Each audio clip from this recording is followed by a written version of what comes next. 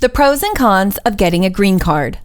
When you have a green card, you're known as a lawful permanent resident, and you'll have access to benefits that other visa holders in the United States don't get, such as the ability to apply for U.S. citizenship after 5 years, or only 3 years if you're married to a U.S. citizen, the ability to sponsor certain relatives for visas or green cards, travel into and out of the United States much more easily, lower costs for colleges, universities, and school tuitions. You only have to renew it every 10 years. You're allowed to contribute financially to U.S. elections if you want to. If you're a green card holder in the United States, you also have certain responsibilities, like obeying federal, state, and local laws, filing tax returns and reporting your income to the IRS, registering for the Selective Service if you're a male between the ages of 18 and 25. Some downsides to being a green card holder: you don't have the full rights of a U.S. citizen. So you don't have the right to vote, don't get priority in sponsoring family members for green cards,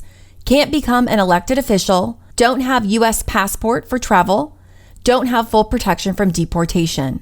To apply for a green card, you have to be eligible. Here are some of the requirements. You must be an immediate relative of a U.S. citizen. This includes spouses, unmarried children under the age of 21, or parents of U.S. citizens who are at least 21. You must be the fiancé of a U.S. citizen or the fiancé's child. You could be a widower of a U.S. citizen. You could be on an immigrant work visa or an immigrant investor, or hold a physician national interest waiver. To check your eligibility, hit the link on your screen, and to take a deep dive on green card processing times, costs, and process, and more, hit the link in our description. If you like this video, give it a thumbs up and subscribe to Boundless on YouTube. Thanks for watching.